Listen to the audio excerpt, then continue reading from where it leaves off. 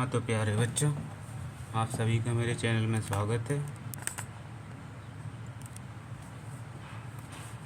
आज मैं आपको साइंस का लेसन नंबर 1 बताने वाला हूँ, तो कृपया करके ध्यान से सुनिएगा और जो भी डाउट है मेरे से कमेंट में आप पूछ सकते हैं। ओके।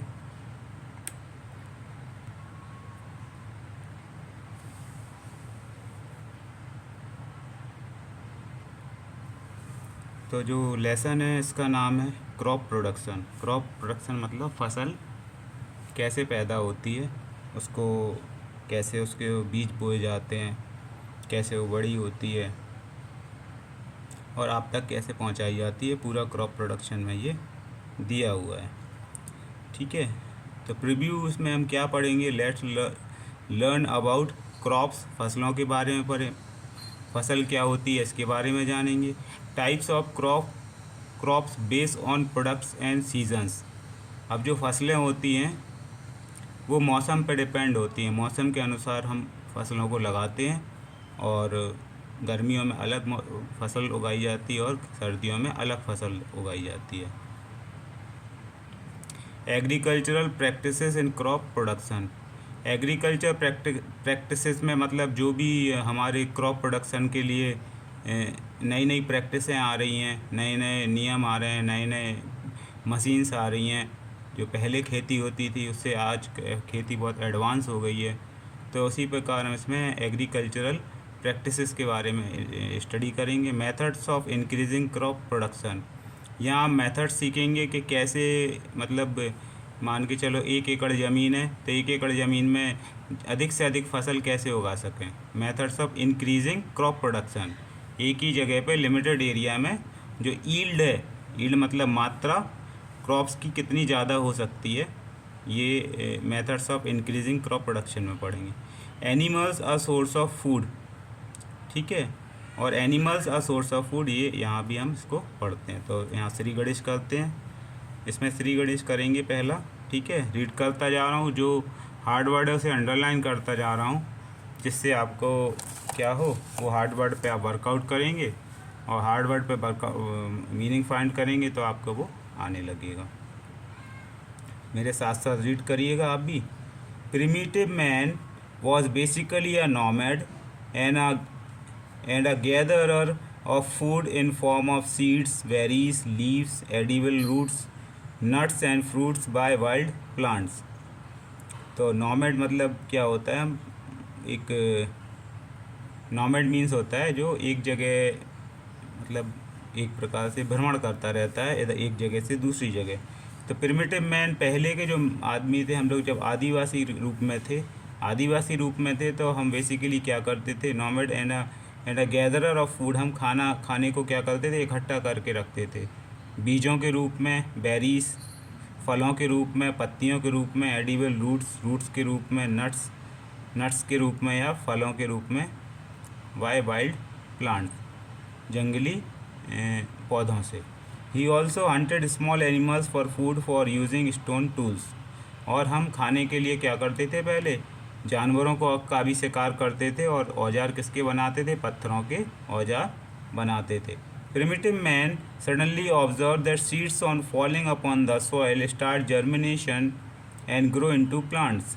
ठीक है, तो प्रिमिटिव मैन ने देखा कि जो सीड है, जैसे मान के चलो उन्होंने आम खा के फेंक दिया गुठली, तो उसके आसपास ही रहते थे, गुठली फेंक दी तो कुछ महीनों बाद क्या हुआ, वो गुठली मतलब माटी के अंदर दब गई, बारिश से उसे पानी मिला और धीरे धीरे करके उसमें से क्या होने लगा, पौधा हो गया। पौधा उगने के बाद उसमें वही फल निकला जो उसने खाया था। तो वहाँ से देखकर समझ गया कि वहाँ क्या है, कि जो बीज हमने फेंका था उस पर अगर माटी डाल दी जाए, उसे दबा दिया जाए, तो कुछ दिनों बाद उसमें से क्या होने लगता है, प्लांट्स, पौधा नया निकलने लगता है। That incident was the start of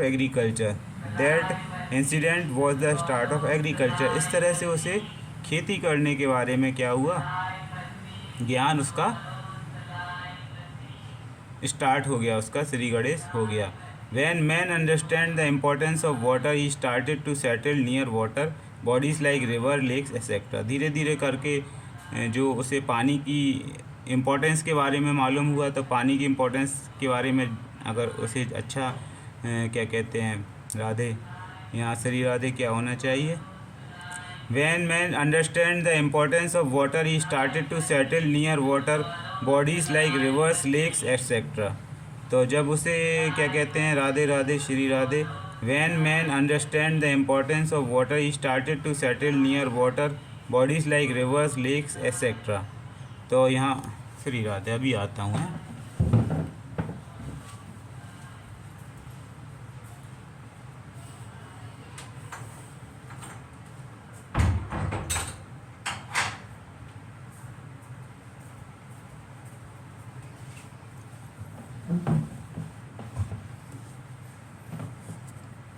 तो उसमें क्या हुआ बच्चों कि जब when man understand the importance of water, he started to settle near water bodies like rivers, lakes etcetera. तो जब मतलब मैन को, लोगों को पानी की उपयोगिता के बारे में मालूम हुआ, जाने वो, तो उन्होंने क्या किया, लाइक रिवर्स एंड लेक्स, तो वो नदियाँ और झीलों के किनारे ही रहने लगे, ज़्यादा दूर नहीं रहने लगे, ठीक है, क्योंकि पानी लाने ले जाने की समस्या थी, इसलिए उसी के पास में कहीं ना कहीं रहते थे। That was short description of early human, but in today's world there is a big need of food for the people of whole country, so it is required to produce food on a large scale. Let's understand how the goals achieved. तो पहले तो ज़्यादा जनसंख्या थी नहीं, ठीक है, तो ज़्यादा फूड की रिक्वायरमेंट नहीं रहती थी, लेकिन अब क्या है, हमारी पॉपुलेशन बढ़ गई है, पूरे अगर देश को मतलब देश के बारे में पूरा विचार किया जाए, सोचा जाए, तो that was short description of early humans. तो हमने छोटा सा भी पहले के आदिवासियों के बारे में जाना। But in today's world there is a big need of food for the people of whole country. तो अब पूरे देश में बहुत से लोग हैं, उन सभी को फूड कैसे उपलब्ध हो, इसके बारे में हम इसमें जानेंगे। So it is required to produce food on large scale. इसके लिए हमको क्या करना होगा, एक बड़े स्तर पर खाने का उत्पादन करना होगा। Let's understand how the goals achieve. हम यहाँ जानेंगे कैसे कि वो गोल अचीव होता है, कैसे वो गोल प्राप्त, उस लक्ष्य को कैसे पूर्ण किया जाता है। तो crops are the plants of the same kind that are grown and cultivated at one place on a large scale. Crops are the plants of the same kind that are grown and cultivated at one place on a large scale. Crops are the plants, जो फसलें होती हैं वो अलग अलग प्रकार के पौधे होते हैं, ऑफ द सेम काइंड, या एक प्रकार के भी होते हैं, that are grown and cultivated at one place on a large scale. तो एक बड़ी ज़मीन पर क्या होते हैं, खेत में, बड़े खेत में एक प्रकार की फसल को पैदा किया जाता है। Agriculture is the largest occupation in our country. अगर हम केवल अपने इंडिया के बारे में बात करें तो हमारी इंडिया में एग्रीकल्चर की परसेंटेज कितनी है, 70%, ठीक है। तो 70% हमारे इंडिया में क्या होती है, एग्रीकल्चर होती है। बाकी 30% अलग सर्विस सेक्टर हैं, बैंकिंग हो गया, पुलिस हो गया, आर्मी हो गया, और मेडिकल हो गया, एजुकेशन हो गया। तो बाकी के 30% की में इसमें डिवाइड होता है। तो 70% एग्रीकल्चर का ही पार्ट है। And a majority of population is engage in it. तो इसमें बहुत सी जनसंख्या इसमें काम करती है, खेती बाड़ी में। We depends on plants for food, clothing, shelter and many other things that we use in our everyday life. We depends on plants for food. हम क्या है, depends on plants for food. We depends on plants for food, clothing, shelter and many other things that we use in our everyday life. हम किस पर निर्भर हैं, हम पेड़ पौधों पर निर्भर हैं। किस लिए, खाने के लिए, कपड़े के लिए, रहने के लिए, और भी बहुत सी ज़रूरी चीज़ें जो हमारे दैनिक जीवन में आवश्यक होती हैं।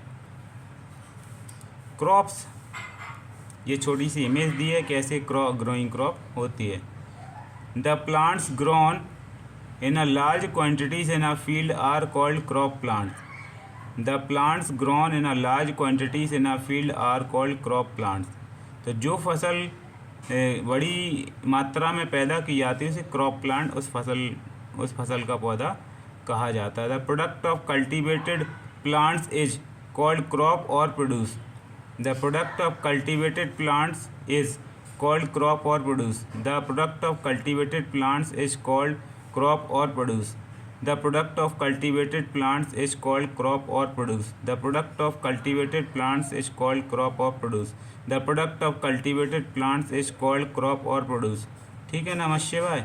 तो यहाँ क्या होगा बोले शंकर, यहाँ नमः शिवाय होगा। The product of cultivated plants is called crop or produce.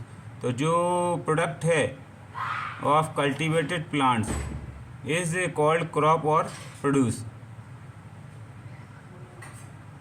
The product of cultivated plants is called crop or produce. ठीक है, तो जो फसल हम उसमें से काट लेते हैं उसको हम उसका फसल को प्रोड्यूस कहेंगे, क्रॉप कहेंगे।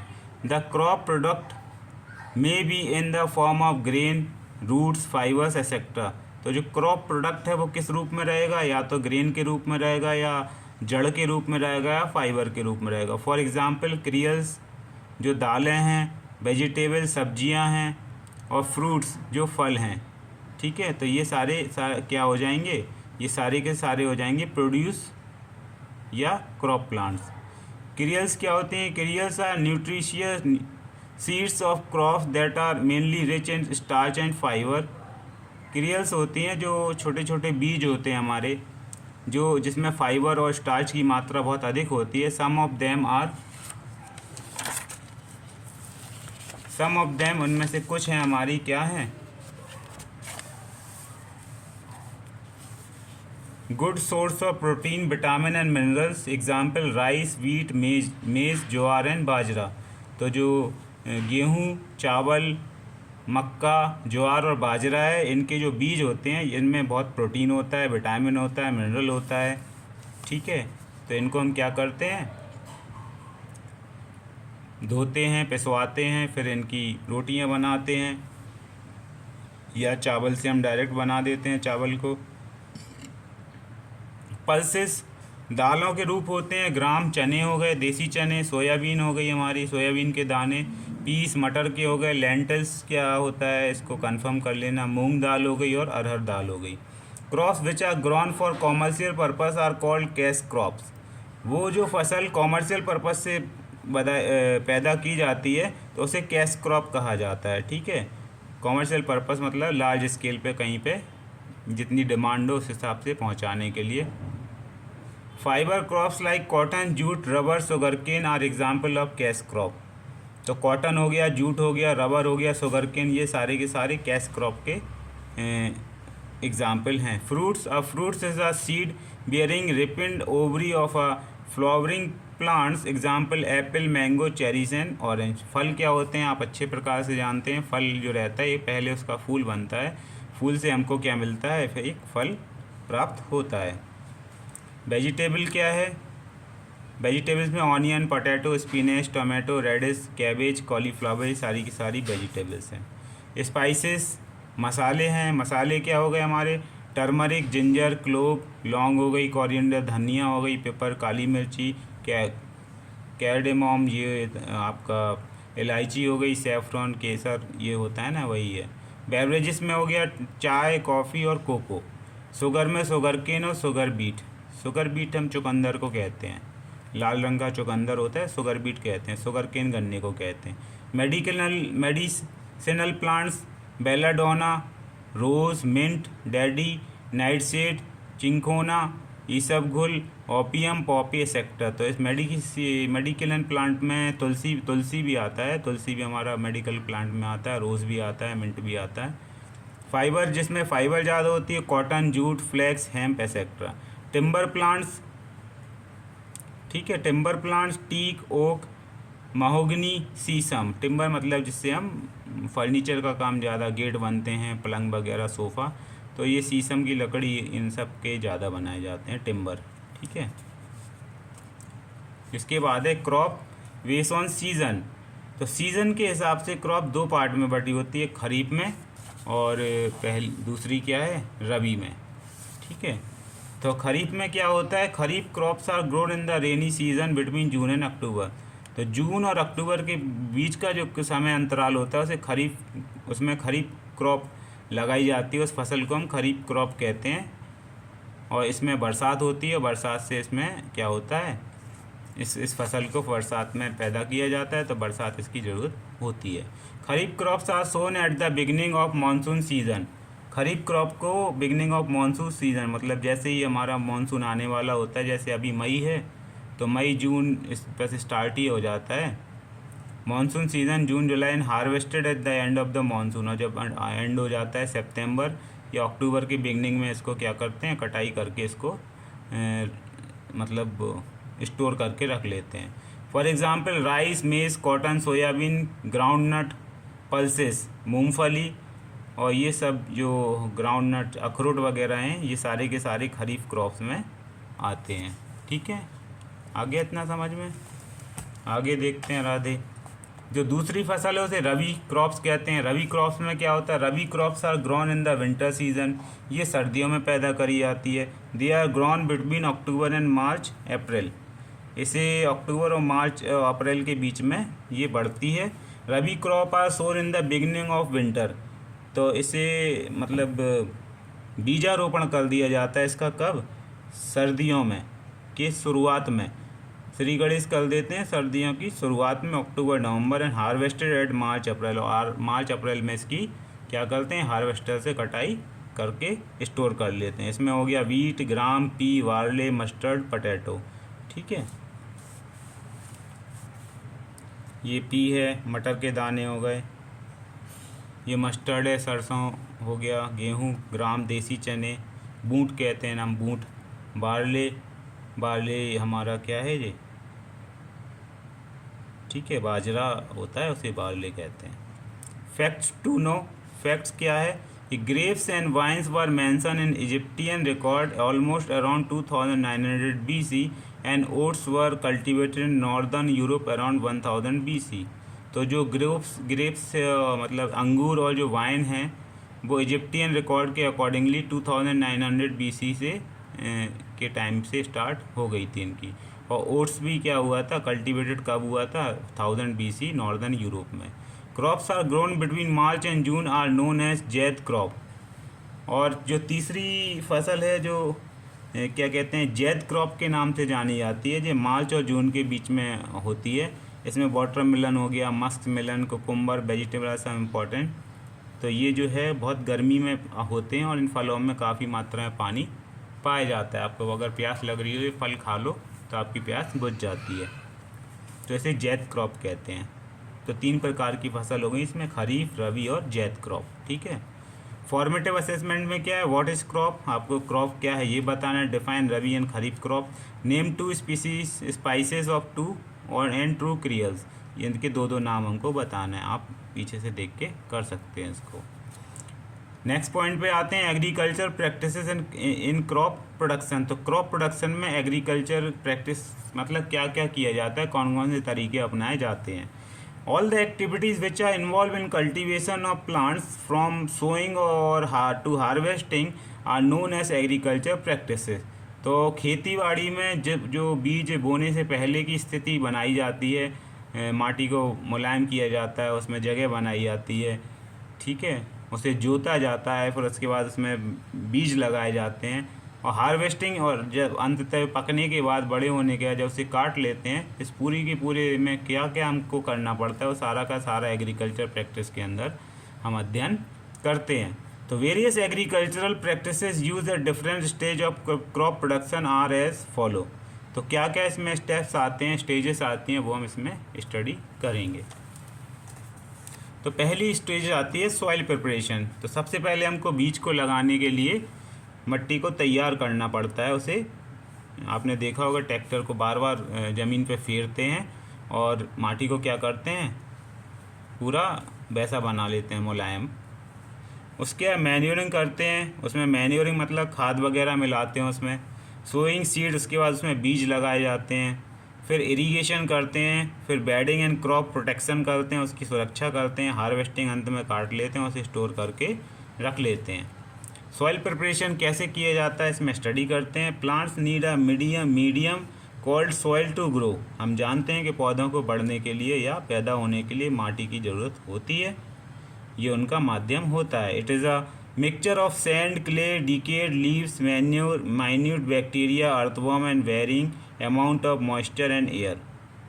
तो इसमें मट्टी में क्या क्या मिला हुआ होता है, बालू मिली होती है और मिट्टी होती है, और जो सड़ी हुई पत्तियां होती हैं, माइन्यूट बैक्टीरिया, छोटे छोटे बैक्टीरिया होते हैं, अर्थवर्म केंचुए होते हैं, वेरिंग अमाउंट ऑफ मॉइस्चर और एयर, और उस मट्टी के अंदर क्या होता है, मॉइस्चर और एयर भी होती है। Plant absorbs moisture during their growth. तो जब प्लांट बढ़ते हैं तो क्या करते हैं, उसमें से मट्टी के अंदर से मॉइस्चर को एब्जॉर्ब कर लेते हैं और ऊपर बढ़ते जाते हैं। Soil preparation is the first and most important step for growing crop. जितनी अच्छी सॉइल प्रिपेयर होती है उतनी अच्छी उसमें से क्रॉप आती है, तो ये बहुत इंपॉर्टेंट होता है। It involves following step. इसके अलग अलग स्टेप होते हैं। पहला होता है प्लगिंग, मतलब खेत को जोतना। तो खेत को जोतने का प्लगिंग होते हैं। The process of loosening and over turning of soil to make it aerated and promotes the growth of organism living in it is called plugging और tilling। तो जब हम माटी को मुलायम करते हैं टाइट से, ओवर टर्निंग ऑफ सॉइल, उसको बार बार फेंटते हैं, माटी को क्या करते हैं, फेंटते हैं, to make it aerated and promote the growth of organism living in it. इससे क्या होता है, उसके अंदर के जो बैक्टीरिया वगैरह होते हैं वो बढ़ जाते हैं, उसकी उर्वरक क्षमता बढ़ जाती है। इसे हम प्लगिंग और टिल्टिंग कहते हैं। In case of excessive dry soil watering is needed before plugging. यदि क्या है, मट्टी सूखी हुई है, वहाँ पानी की कमी है, तो हम क्या करते हैं, खेत जोतते समय उसमें पानी का भी उपयोग करते हैं। The benefit of ploughing are given below. इसके क्या क्या फ़ायदे होते हैं। It allow roots to penetrate deep into the soil. तो जितनी मट्टी मुलायम हो जाती है उतनी जड़ें उसके अंदर पेनिट्रेट कर जाती हैं, मतलब अंदर पकड़ बना लेती हैं, अंदर की ओर जाती हैं। और जिस पौधे की जड़ें जितनी गहरी होती हैं वो उतना ही स्ट्रेट सीधा खड़ा हुआ होता है ज़मीन उस मट्टी में। The loose soil help the roots to breathe easily even in the deep soil. और जब जड़ें ज़्यादा हो जाती हैं और सॉइल थोड़ी ढीली होती है तो उसको सांस लेने में क्या होता है, आसानी होती है। Loose soil help the earthworm and micro organism to grow. और जब माटी मुलायम हो जाती है तो उसके अंदर केंचुए और माइक्रो ऑर्गेनिज्म बढ़ जाते हैं, जो क्या करते हैं, मिट्टी को और उपजाऊ बनाते हैं। Earthworm are called farmer friend as they help turn the soil and add nutrition to the soil in the form of excreta. तो जो केंचुए लोग खाते हैं और जो उनका वेस्ट निकलता है वो सारा का सारा खाद के रूप में काम करता है, ऑर्गेनिक खाद के रूप में, ठीक है। It helps to uproot weeds from the soil. तो इस तरह से जो जड़ों को अच्छे से ज़्यादा पोषण मिलता है, तो जड़ें जब स्ट्रांग होती हैं तो हमारा जो प्लांट है, पौधा भी क्या होता है, ज़्यादा से ज़्यादा स्ट्रांग और क्वालिटी में अच्छा होता है। It exposes soil part two natural predator. It exposes soil part two natural predator. तो नेचुरल प्रेडेटर मतलब जो बाहरी कारक होते हैं फसल को नुकसान पहुंचाने वाले, उससे भी क्या करता है, ये बचाता है। आगे देखते हैं। Large lumps of soil are broken into fine particles before sowing seeds. तो बड़े बड़े जो माटी के ढेले होते हैं उनको तोड़ के हम छोटे छोटा बना लेते हैं उसमें बीज लगाने से पहले। The main agricultural implements use for this purpose are plough, hoe and cultivator. इसमें तीन प्रकार के औजार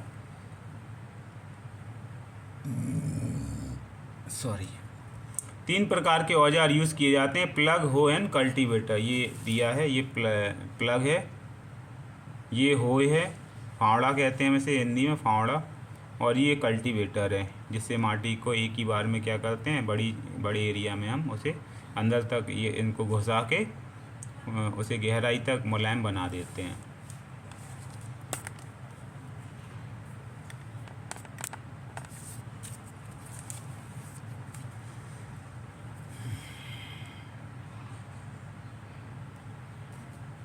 आगे क्या होता है, लेबलिंग होती है।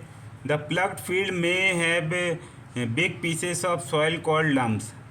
द प्लग्ड फील्ड में have big pieces of soil called lumps. It is necessary to break these lumps with a plank. The field is labeled for sowing as well as for irrigation purposes. The leaving of soil is done with the help of a leveler. ठीक है, तो जो बड़े बड़े ढेले होते हैं उनको तोड़ के छोटे छोटे पीसेस में तोड़ा जाता है। ये इसलिए ज़रूरी होता है क्योंकि इससे सॉइल को लेबल भी किया जाता है एक प्रकार से। जो बड़े बड़े ढेले हैं टूट के एक प्रकार से छोटे छोटे हो जाएंगे तो एक लेबल, एक सपाट दिखेगा हमको पूरा का पूरा खेत। मैन्योरिंग में क्या होता है, इसमें खाद उसमें डाली जाती है। खाद में क्या क्या करते हैं, after soil preparation the next step is manuring. Manure are organic substance obtained from the decomposition of animal waste and dead plants and animals by the action of microbes on them. They have large number of nutrients as plants continuously absorb nutrients from the soil loses its nutrients. Thus, in order to enrich the soil and make it more fertile and productive, manure are added to the soil. This process is called as manuring. तो manuring में क्या होता है, इसमें हम जैसे गोबर हो गया और जो वेस्ट हो गया एनिमल का वो यूज़ करते हैं, और जो पत्ते वगैरह होते हैं प्लांट्स के और जो क्या छीलन वगैरह होती है उसको हम क्या करते हैं माटी के साथ मिला के उसे मैन्योर बनाते हैं, ऑर्गेनिक खाद बनाते हैं। तो ये क्या होती है, thus in order to enrich the soil and make it more fertile. तो ये इन सब का जब मिश्रण बना के हम उसमें माटी में लगाते हैं तो क्या होता है, वह ज़्यादा से ज़्यादा उपजाऊ हो जाती है। The manure are of different type, some of them are, कुछ दो मैन्योर के बारे में लिखा हुआ है। पहला है फार्म यार्ड मैन्योर, दूसरा है green manure. Farm yard manure में क्या होगा, it is an organic manure, it consist of cattle dung, remnants of straw and plants stalk, farm yard refuses based animal urine etcetera. These items are collected, stored in pits and allowed to dry up by the sun and used later as manure. तो इसको हम क्या करते हैं, एक पिट में इकट्ठा कर लेते हैं बड़े गड्ढे में। क्या क्या, ये गोबर हो गया, रेमेंट्स ऑफ स्ट्रॉ जो फसल कट जाती है उसका जो अवशेष रिमेनिंग बचती है वो हो गया, प्लांट स्टॉक्स और जो झाड़ी वगैरह बचते हैं, फार्म यार्ड रिफ्यूजेस और जो फार्म यार्ड में जो रिफ्यूज़ हो जाता है सामान उसको भी, और एनिमल्स की जो यूरिन होती है उसको भी हम एक बड़े से पिट में इकट्ठा कर लेते हैं और सन में इसको सुखाते हैं। तो सन में सुखाने से क्या होता है, ये इसके हर पार्ट में सन अपनी एनर्जी और उसकी बैक्टीरिया को, ख़राब बैक्टीरिया को मार देता है, अच्छे बैक्टीरिया को छोड़ देता है।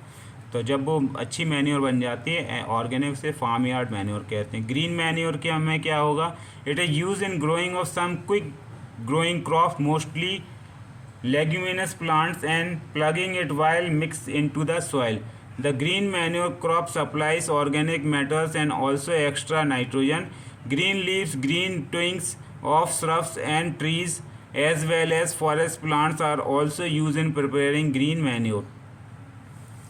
तो इसमें क्या होता है, it is use in growing of some quick growing plants, growing crops mostly leguminous plants and plugging it while mixed into the soil. The green manure crop supplies organic matters and also extra nitrogen. Green leaves, green twigs and, तो इसमें जितनी भी हरी हरी पत्तियां होती हैं और हरे हरे जो जड़ी बूटियां वगैरह होती हैं उन सबको हम क्या करते हैं इकट्ठा करके और इसको हम एक खाद के रूप में बना लेते हैं, इसे ग्रीन मैन्योर कहते हैं।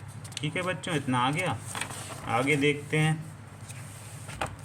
आगे है कंपोस्ट और कॉन्सनट्रेटेड मैन्योर। ठीक है, अभी इसके आगे बढ़ते हैं, अपन थोड़ा सा ब्रेक ले लेते हैं। ठीक है, अभी बात आऊँ पानी पी के।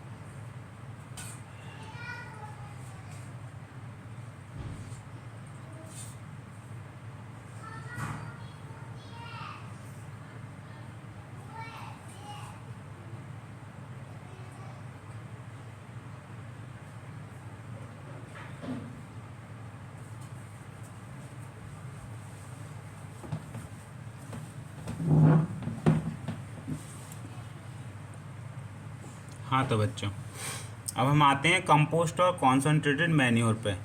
कंपोस्ट और कॉन्सनट्रेटेड मैन्योर क्या होता है? It is the concentrated form of organic manure produce from cereals, straws, cotton stalks, groundnut husk, farm weeds and grasses, wood ashes, urine soaked soil from cattle shed mixed with cattle dung.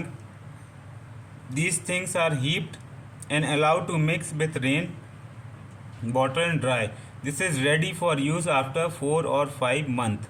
तो इसको 4 से 5 महीने में बनने में तैयार होता है। इसमें जैसे जो मूंगफली के ऊपर का छीलन हो गया, दालों के ऊपर का छीलन, स्ट्रॉस हो गए, ग्राउंड नट हस उसके जो अखरोट है उसके ऊपर का भाग हो गया, फार्म बीड्स ग्रासेस हो गई, घासें हो गई, वुड एसेस लकड़ी का बुरादा वगैरह हो गया, यूरिन सोक्ड सॉइल वो लकड़ियाँ जो यूरिन को सोख लेती हैं, from cattle said mix with cattle डंग, ये सब गोबर के साथ मिला दी जाती हैं और एक गोबर के साथ इसको मिला के एक डंग एक मैन्योर तैयार कर लिया जाता है, जिसे 4 से 5 महीने तक क्या करते हैं, रेन वाटर के साथ ट्राई करते हैं।